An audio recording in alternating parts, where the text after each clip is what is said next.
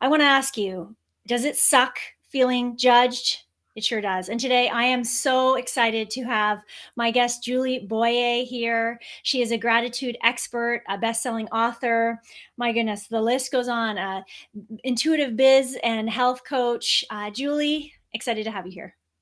Thanks, Amy. So much fun. So glad that you're doing this. And I'm honored to be one of your early guests. Thank you. So I would love to hear as we get started on Power to the People Pleasers, how does being a people pleaser show up in your life? It's so interesting, Amy, when you first came up with, the idea for your podcast. And I was like, this doesn't really apply to me. I don't know that I would be a guest on Amy's podcast. I'm not really a people pleaser. And then I started thinking about it more. And I realized that for me, the way that I am a people pleaser has to do with the way that I deal with my chronic pain. So, in the past couple of years, I've sort of come to terms that I have chronic pain, even though I've had it my whole life, but I wasn't really able to admit it.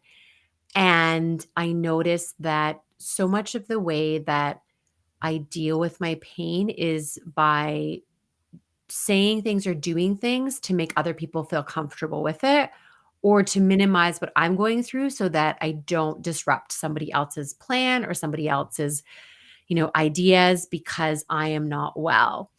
And as I was thinking about preparing for our conversation, I just kept thinking about all the times in my life where I minimized my pain or didn't say anything about it just because somebody else had asked me to do something and I needed to show up for them.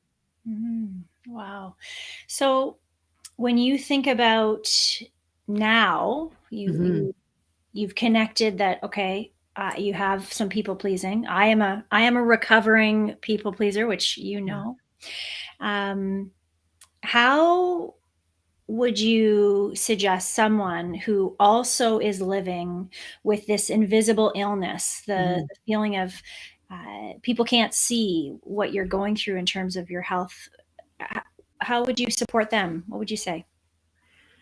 Well, it's been a journey for me, especially this past, I don't know, 6 or 7 months in, maybe a bit longer because I guess we're in December now. So earlier this year, I, went to my husband and I just said, like, "I cannot do this anymore. I can't function. I'm not just everything hurts. I can't work anymore." Mm. And we created a plan so that I could stop working at the end of June and then take the summer off and see how I would do. And part of that plan involved me asking for help a Mm. lot more. And so often what I would do in the past, and I still like you, it's a work in progress, Mhm. but I would just do something that would cause me pain or lead to a flare up because I didn't want to ask somebody for more help because I was in my mind, I'm like, I'm already asking for too much help and I don't want to ask for any more. So I'm just going to do it anyway, even though it hurts to do it. Mm. And because it's invisible, of course, my family can't see that or others, they don't know. Like you can't see, like I dealt with endometriosis for 30 years. You can't see endometriosis pain, but Mhm. let me tell you, it's pretty debilitating. So it's that learning to be able to ask for help all the time Mhm. and asking for help before you are in more pain. So I don't know if you're familiar with this spoon theory No, please for tell us. chronic pain. No? Okay. I'll share that. So for people that live with an invisible illness, there's this great theory called the spoon theory. And what it is that every day we wake up and we have a certain number of spoons. And these spoons are the effort for us to do something. So some days we wake up, getting out of bed requires a spoon because it's painful, it's difficult.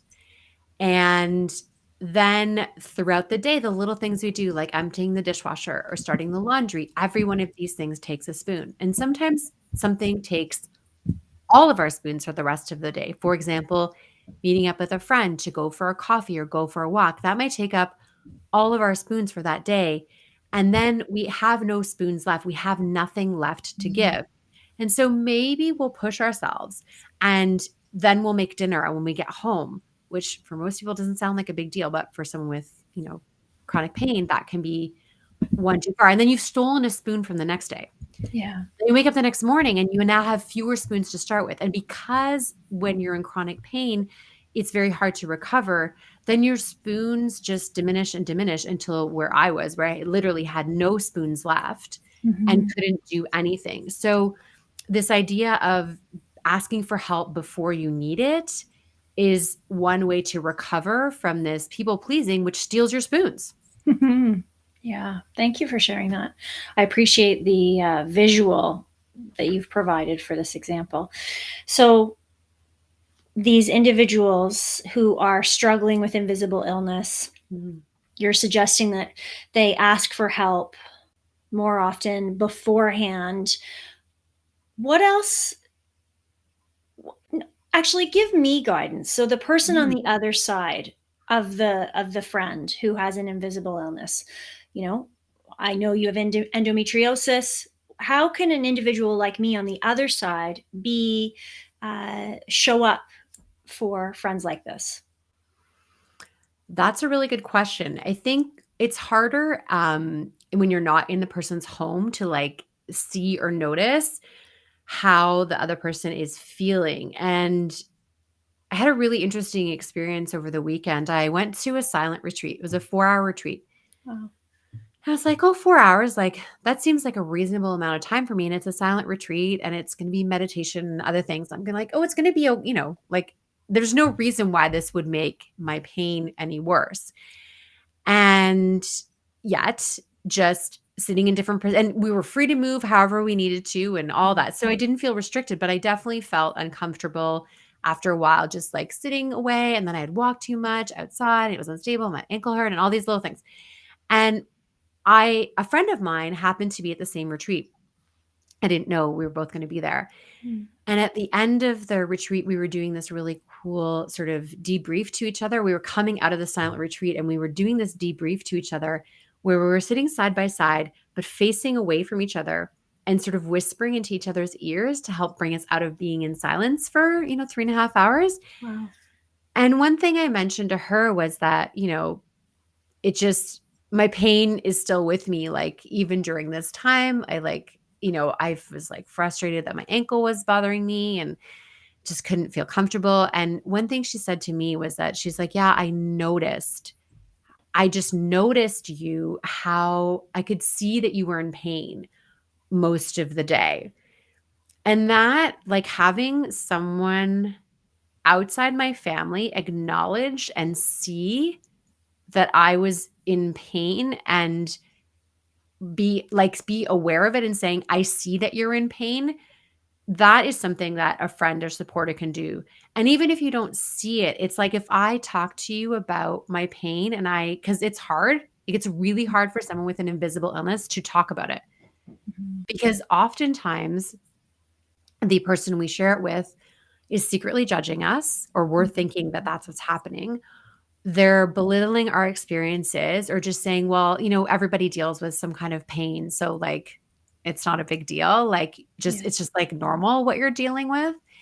And so I would say, as a friend, it's just acknowledging that, first of all, when someone talks about an invisible illness with you, it takes a lot of courage because they're scared that you're judging them most of the time. Yeah. And to acknowledge that their experience is real, even Mhm. if you might not be able to see it. Well, and for the person on the other side, they may not have any ability to understand what that could feel like, right? So practicing empathy, even if you don't have the understanding, is important, I'm sure. Mhm. Julie, talk to me about feeling judged. How how can uh, how does this play in? I think the challenge is coming from a place of, so for me, because I'm seen as this like gratitude person, like an expert in gratitude, and that's how I live, and it is how I live. You can have both. You can live in a way that is grateful and have a really strong gratitude practice and also be in pain. a lot of Mhm. the time, and also feel uncomfortable and also have a lot of difficulties and challenges. Mhm. Both can live in the same place. And when you're seen in a certain way in the public eye or even just outside of your own home, it can be scary to admit that actually I'm feeling this way. And so then this fear of being judged for, well, if you're so grateful, if you're doing all these things, like, why are you still in pain? If you're good at mindfulness and you do meditation and you spend lots of time in Mhm. quiet and you're resting, well, like, why are you still in pain? Wow. Like, why? Like, why would you still be in pain? Because you're doing all the stuff, all the right things, to sort of bring it back to how you and I are connected, through our Mhm. nutrition supplementation business. Mhm. As a person who has been working in nutrition and supplementation for 17 years, admitting that I have a lot of pain and inflammation every day, and I have my whole life, like saying that out loud to my community was hard Yeah. because I was sure that people were judging me because if I'm taking all these supplements and eating all this way and taking care of my gut health, how could I possibly still be unwell? It's a hard one. Mhm. Mhm. So, I'd love to know, how did you come to the other side of letting go of the fear of judgment? Well, I don't know that I'm completely on the other side, but I will say this is that it actually helped me be more empathetic Mhm. because I realized that if I was so worried about being judged because of my background, then I was like, oh, perhaps sometimes why people are uncomfortable to like share with me or be open with me is because they're worried that I'm going to judge them for not being grateful enough or not having, good gratitude practices or for their nutrition being not good or their gut health and all these other things that I deal with. And also this like understanding that sometimes, we as an expert in our field, we want to help people. I mean, you want to help people, I want to help Mhm. people. And sometimes what happens is the person on the receiving end of our solicited or unsolicited advice might feel like we're judging them, Mm. right? And That's a we're big not. one. There's unsolicited or solicited. Yeah. Because sometimes the advice is solicited and sometimes it's Mhm. not. And it Yep. feels like we're judging them for not doing enough or not having tried something. And being on the opposite end of that, because of course, as soon as I started talking about chronic pain, like everyone has so many ideas of what's worked for them. And I'm like, I think what's super hard is like, I wish that all these things had worked for me. And I feel like I've tried so many things. I'm not going to stop trying, but sometimes you just want to stop trying. And so it's like understanding the person on the other side of my advice and guidance may be feeling the same. Like, oh my Mm. gosh, like I'm just so tired of people like judging me that I haven't done enough for my own pain and body or whatever. Yeah.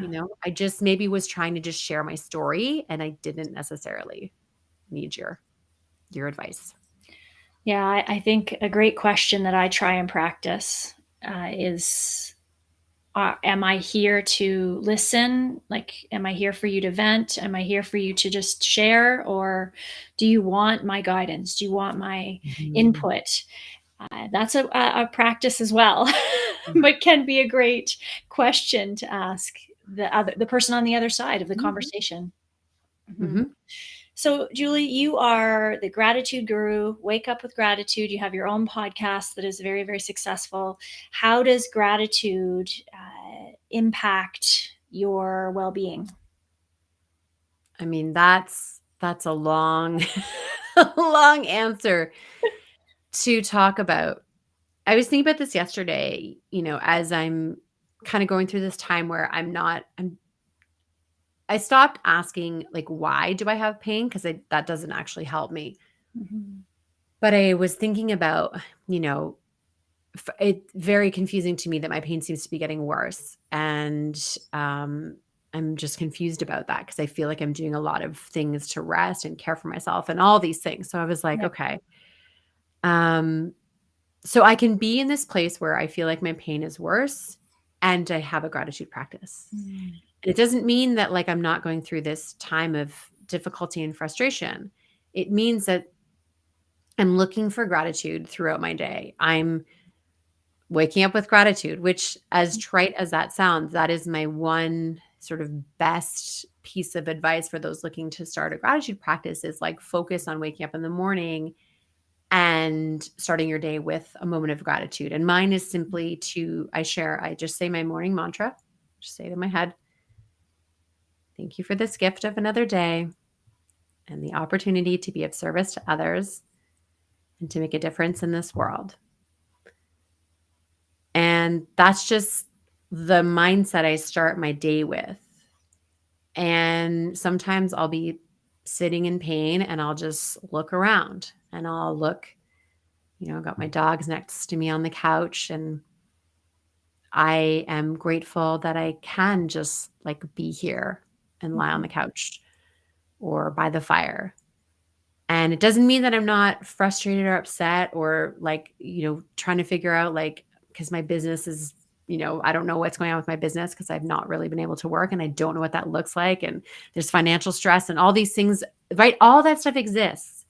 And at the same time, the gratitude shows up.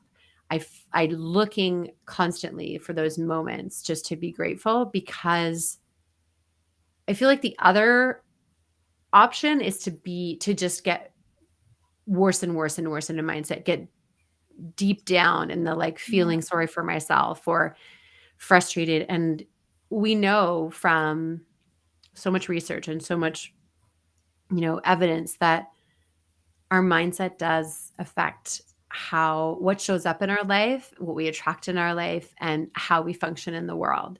Mhm. So I'm very much holding these two ideas together at all times. Wow. Yeah. I love that. And, what's coming up for me is this feeling that perhaps part of your gift is to bring more awareness to these in the invisible illness feeling, and to help be a voice for people, because you have a voice and you do speak about lots of things and you're comfortable speaking about things. And not everyone has those skills. And so how in what other ways are you sharing this story with people other than podcasts, Julie? So before I took my break, I was posting sometimes 30 to 40 pieces of content a day. Wow. It's no longer sustainable for me. Cannot do that. Mhm. So I love to write. I've been a writer my whole life. Do part of my work this summer was kind of going through some old memory boxes that I have. Mm. And I found writing from, second grade, telling stories. And so I love to write. And what I do now is I get these inspirations for writing and I will write something. And the writing is it's either going to be about my sunrise, because I wake up with gratitude and go watch a sunrise, and I will tell it as a story. Mm. And that story will bring people with me into that sunrise experience.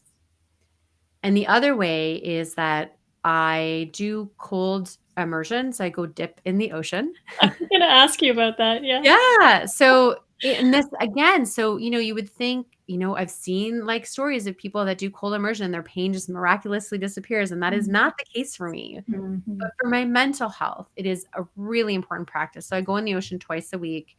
The ocean's about 8 degrees Celsius right now. So it's not like it's cold, but it's not like brutally Really cold. cool. It's cold, but it's not, and I practice mindfulness and presence and just being in the water. And then I write words and stories about what's going on with my body and my pain and how Mhm. I'm treating myself and all these things. And so I will write something that's about 30 seconds to no more than 3 minutes long. So I write Mhm. and then I make a video from my cold immersion, That's and make that into like a TikTok or a Facebook video. very cool. Very So cool. that comes out when it comes out. I can no longer be a slave to the algorithms anymore. I just Mhm. I love that, thank you. So, I'm so curious. I don't live near the ocean, Mhm, and there's lots of people who wouldn't have access to even a lake.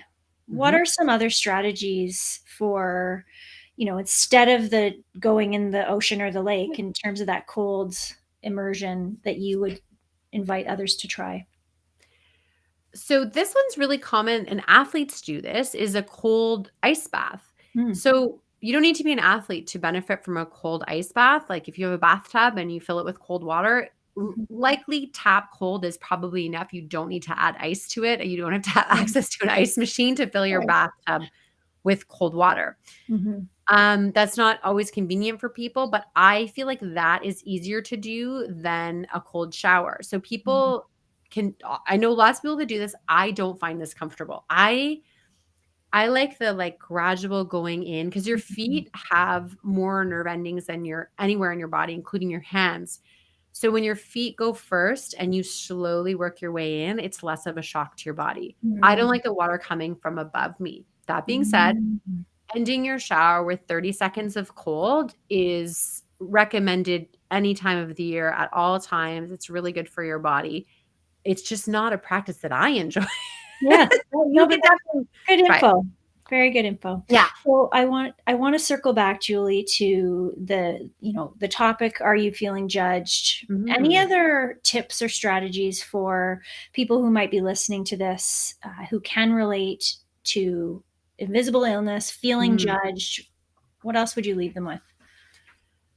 A mantra that I had for the summer and that I keep reminding myself of is that I don't owe anyone anything. Mm. Wow. Yeah. Because often those of us who have invisible illness, we just always feel like we just can't do enough, can't give enough. And it's like remembering that you being is already enough. Mm. Tough one. And I just remind myself, I don't owe anyone anything. I don't owe you a TikTok video of my dip. Mm. I don't owe you a sunrise photo. I don't owe you a phone call. I don't owe you my presence. I'm not saying I don't want to do these things, but it's just remembering that, like, if I don't answer all the comments on Facebook because it hurts me right now to use my phone, okay, like I'm not going to worry about the fact that people are like not getting a response. But for me, it could potentially be like, how rude she didn't answer my comment.